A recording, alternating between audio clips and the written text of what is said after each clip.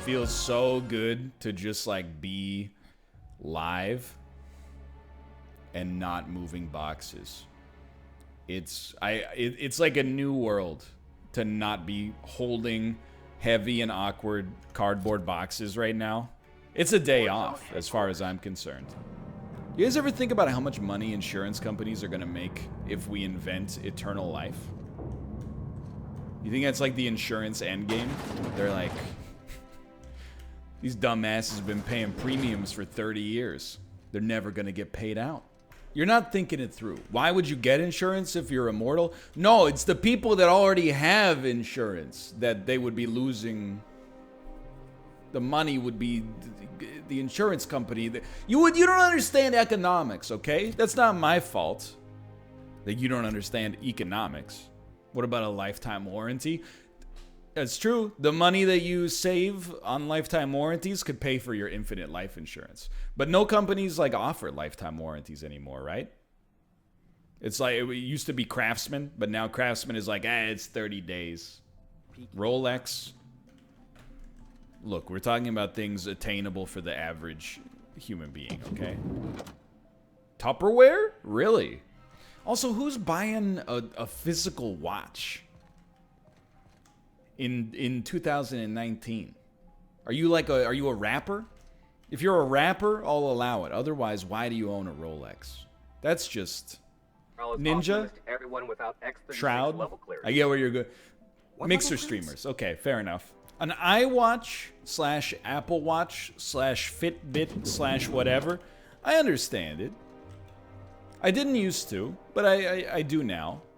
But a physical analog watch that has one function to tell the time and maybe also tell you the barometric pressure outside.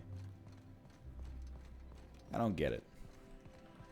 It's not to say that, you know, just because I don't get it. Oh, watch industry is on notice. I don't own a Fitbit. I don't own an Apple Watch either. If they want to sponsor me, go ahead, send me one. You own a Fit Ring? You're goddamn right I do. I don't know where it is right now, but you're right, I do.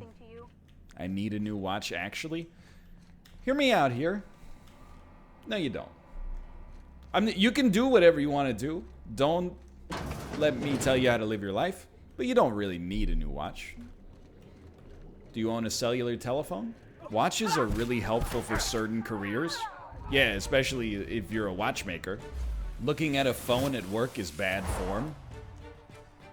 Where do you work where clocks are illegal? You work in a casino? Oh man, I'm so bored. I can't look at my monitor for another minute. I just need any form of dopamine release. It's 11:45. Let's go, dude. This is a dream come true. If you're a lawyer, you can't have your phone on in court.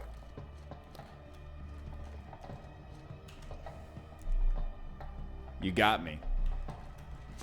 Your Honor, in my defense, I need to have a watch. I'm not allowed to look at my freaking phone in court.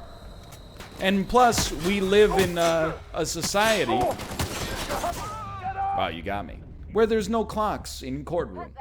Naturally. Rise up, etc., etc. Look, if you want to wear a watch, just tell the truth. You think it looks cool. You know, maybe you think it lends you an air of sophistication, or it makes people think you're a big shot. Blah, blah, blah. That's fine. But don't tell me it serves a function that is beyond accessory in the year 2019. If you're wearing like a wind-up watch, it has what's the word? It's no longer, its function is no longer necessary. However, it could still look cool. Not ostentatious. What's the word? Not obsolete, sort of, but I'm looking for the word vestigial. See, I wanted something with a little more flair. It's a vestigial device. I don't think this is an Austin opinion. I'm not saying nobody should ever wear a watch. I'm just saying you're wearing it almost exclusively for fashion. Unless you're like, again, if you are a nurse or a watchmaker, a holologist, or a horologist? I don't remember. It's from Trivia Murder Party. What about a pocket watch?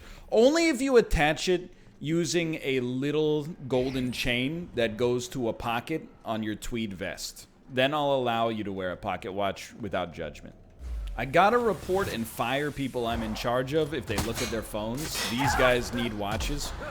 Look, this is one of those situations where I'm like, I might be wrong about this, but I'm pretty sure you occupy a role that is like under 1% of the average use case in that situation. Which is fine, but also, do you not have clocks? They don't like clock watching? Nobody has come up with a good counter to the clock argument, is all I'm saying. It's convenient? I don't know. I mean, I feel like for once, I'm on the side that is not a logical extreme, believe it or not. People are like, do you wear glasses? Why don't you just have a laser beam adjust your retina so that you don't have to worry about it? I'm gonna, but first I gotta wait for my eyes to stop getting worse. They won't do the surgery on me right now. Divers need mechanical watches in tandem with their dive computers. And also, the Earth's 20 astronauts out of 7 billion people probably also have a good use for an analog watch, I would suggest as well. I just think you guys, you're Zoomers. I don't respect the watch. All I do is I keep a portable sundial in my pocket at all times, and what I do is I hold the sundial up in an unobstructed area where the light hits it, and then I gauge from where the position of the beam is on a 360-degree, platform. That determines what time it is. I don't... What, you can't tell time via the sun anymore? I didn't realize. Why don't you just tell the truth and say that you read on r/male fashion advice that this watch makes you look sophisticated, so you bought it for $80 on Amazon? I did it like 8 years ago. I can admit it. It's the same reason y'all own boat shoes. Your shirt looks very cozy. Thank you. This is one of my favorite shirts. I'm pretty sure I actually bought it at Target in America somewhere. So it was probably like $9. But it's soft, it's comfortable, it fits nicely. Look at this guy wearing a shirt when indoor heating is a thing. I don't wear a shirt to stay warm. I wear a shirt so you don't see my belly hair. It's two very different things, sweetheart. Also, yeah, it's against the terms of service to show my torso. I didn't realize that there were so many people from the Citizen Watch lobby watch my stream. It's like my whole life I had no idea that people were so protective of their watches. Now I know it's a sensitive subject. Dude, I'm gonna release my workout ebook soon because I've realized 531 is bullshit. By which I mean it's actually very good, but 1 week of moving has worked out muscles I didn't even know existed.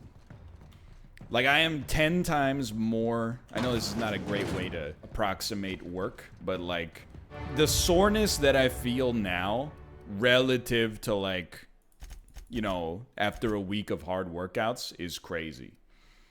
I think, literally, here's my workout plan. Get a cardboard box, fill it with sand, and then pick it up, walk 100 meters, put it down, pick it up, walk it back. Okay, next step, pick it up, walk up 2 flights of stairs. That's a Nathan for you bit. Dude, he's got it figured out. My calves are sore, and to make my calves sore is like impossible. Do you not do heel lifts? I just have monstrous calves because I used to be chubby as a teenager and kid. And then also I walk on my toes. So like no heel raise has ever done anything for me. Like, even when I had like a 100-pound squat, I could heel raise like I don't know, probably like 350 to 400 pounds easily. But it's a very imbalanced body that Mother Nature created. What did you do with your floor cleaning robot? We recycled it like a long time ago. I'm here to tell you, I think the Roomba sucks. At least it sucked for us. It like, it constantly got stuck under the bed. I'm not even that concerned about like little stuff. Like, you know, like the algorithm for pathfinding was horrible. Like, it would vacuum like the same spot 25 times. But I would I mean, Kate, to be honest with you, does most of the vacuuming. So I'm not gonna act like I do it instead. But like, given the choice, I would rather just take 10 seconds to vacuum myself what the Roomba takes 5 minutes to do. But also, I have like a job where I prefer when things are quiet. So like, you know, my main thing with vacuuming is not, oh, I don't want to do it myself. It's more like, I'd like it to be not noisy as long as possible. Just sweep instead. Do you live in like a castle in old Bavaria? You're gonna sweep your whole house instead of using a vacuum cleaner? I mean, you can sweep if you want. It just seems like sweeping is like, oops, I broke a glass. I'll sweep it up. Or like, oops, I you know, I dropped some salt. I'll sweep it up. I don't like sweeping the whole house to me. Seems wild. I mean, I wouldn't say we mop. We have a Swiffer WestJet, Swiffer WetJet. Because why would you ever get a mop where, like, with a little bit of soap and water, you could clean forever, when instead you could get, like, cleaning as a service and be forced to buy, you know, their proprietary cleaning solution in order to use the device. NL, what's your favorite game of the decade?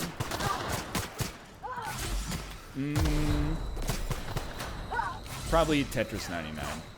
What's your least favorite game of the decade? Don't say Verdi. Verdi's fine. It's just annoying that people want us to play it so much. I don't know. Like, the Culling 2 might literally be, like, the worst game ever made. I honestly can't think of a single unironic redeeming factor in the Culling 2. Every single thing is wrong with it. No, Death Stare is much better. It's much better. That's the scary thing. The Quiet Man? The Quiet Man is like 100 times better than the Culling 2. The better question would be like, hey, what's your least favorite game recently that people loved? See, that's a question that's gonna cause some arguments, and that's what I like about it. What? I know this is old as heck, but you know, I only played it like last year. So I'm just here to tell you, like, when people tell me like Bully is good, I'm like, nah, that's where you're wrong. Bully is actually horrible. I'm aware that a lot of people feel very strongly that that is not the case. And I'll recognize I did not play it when it came out. But I'm also willing to bet that a lot of the people who are like, oh, I love Bully, Bully's really good, probably played the game for the first time when they were like 11 years old. And have just never reevaluated it with like adult eyes. Yes, in the Disney Plus terminology, it definitely has dated cultural references. Life is Strange. I mean, I disagree with you, but I think that it is a, I think that that definitely fits the bill. I really like Life is Strange. Before the Storm was pretty not good, in my opinion. But Life is Strange 1, I think that's a very good adventure game. But if you don't like it, I think that's controversial, for sure. And thus a good answer. I can't get past the dialogue. Yeah, no, I know. I get it. What's your favorite holiday cookie? I don't really have a sweet tooth, but during the holidays, I'm not an anti-gingerbread guy. I like gingerbread. Or like, you guys ever have like molasses cookies? I don't know. That's just what we always called them. I don't know if there's another name. You have a message from Adjutant Sophia I like 'em. Akande. Old people cookie impressed, choices? Excuse me, that's I like almost expected you shortbread. wouldn't go through with it. Have you seen the Sonic redesign? I'm gonna be Captain. careful about what I say, because Kate wants to see the movie, Sending and a I will go corrected see tracking her. signal I'll to go the see it board with was her. quite But clever, like, if I might say, I Captain. think I'm mostly gonna be watching it for like ironic purposes.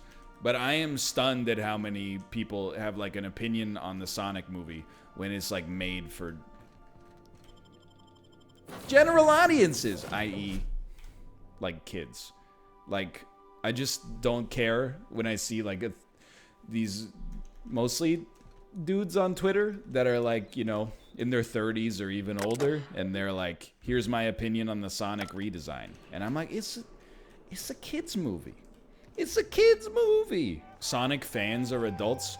You know what I mean? Like, okay, so here's the thing. Like, Detective Pikachu is like, Pokemon fans are, a lot of them are adults. But Detective Pikachu is for kids. We gotta talk about this.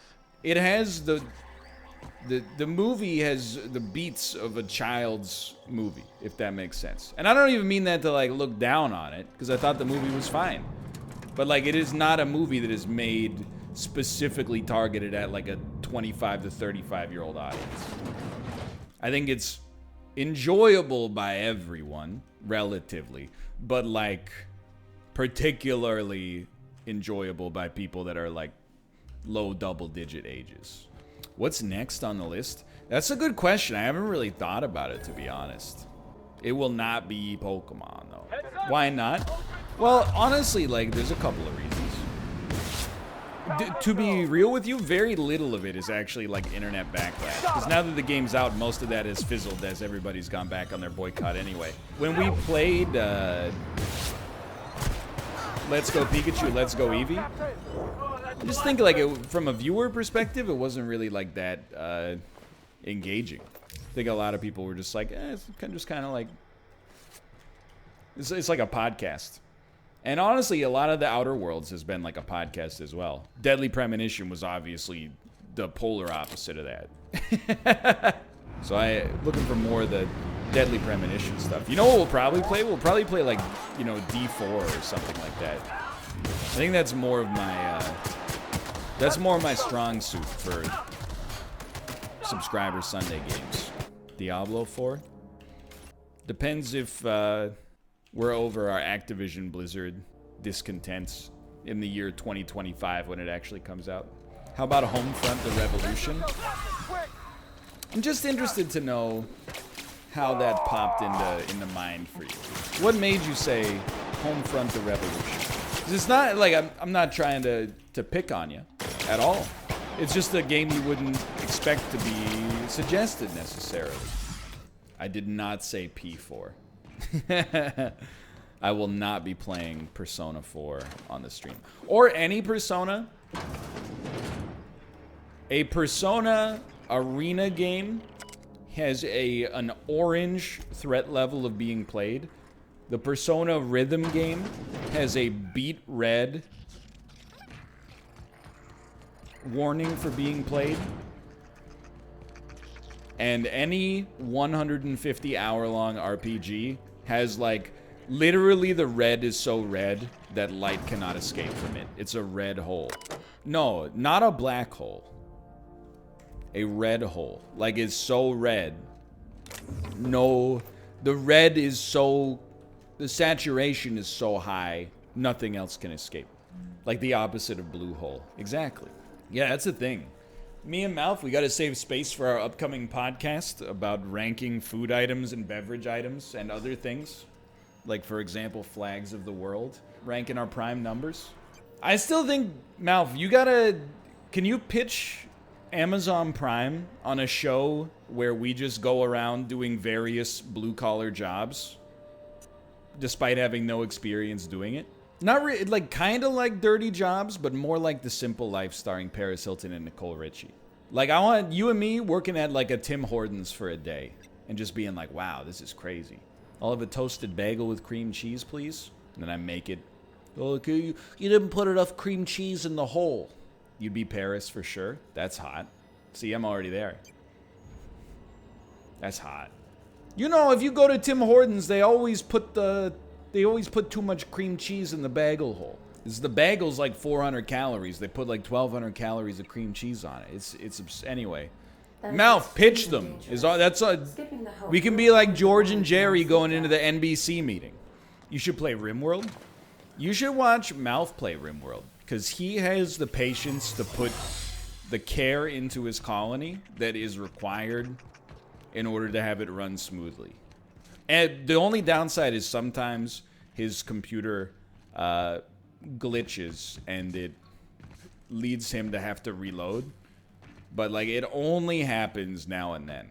Yeah, only after, it only seems to glitch out after he gets raided as well, which is super weird. What was the most memorable part of Game of Thrones? I mean, this is heavy Game of Thrones spoilers.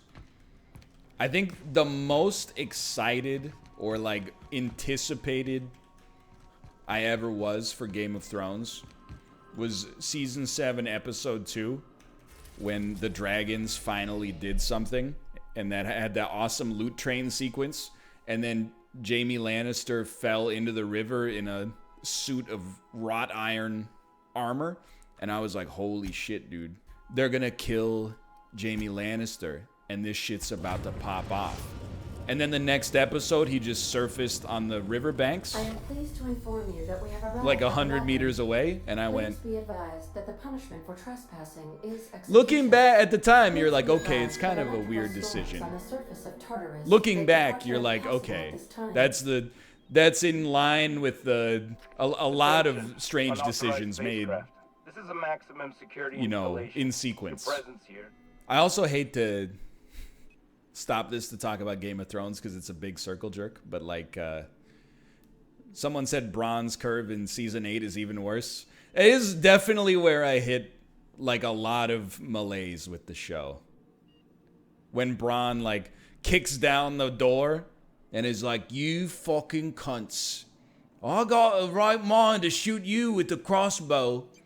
And you too, you sister fucker. And I was like, this is like, it's like when Kramer opens the door in Seinfeld and everybody cheers in the studio audience. They have like one scene together and then he's like, all right, don't betray me. And he leaves and everyone's like, woo! Bronn, we love you! No, people love Bronn. They hate Bran. Yeah, Bronn is he's in John Wick 3. I mean, I don't even want to talk about it necessarily, but like I agree, like I think everybody's character development in season 8 sucked. Like Tyrion obviously sucked. He went from being a genius to like just a complete fool. But like there's some stuff in that show that is like, I don't want to stoke fan rage, but like I would use the term unforgivable. Like you said, like a whole season giving the dude these three-eyed raven powers, he doesn't do anything. Winds of Winter waiting room feels bad. I mean, I haven't started reading the books and may well never, but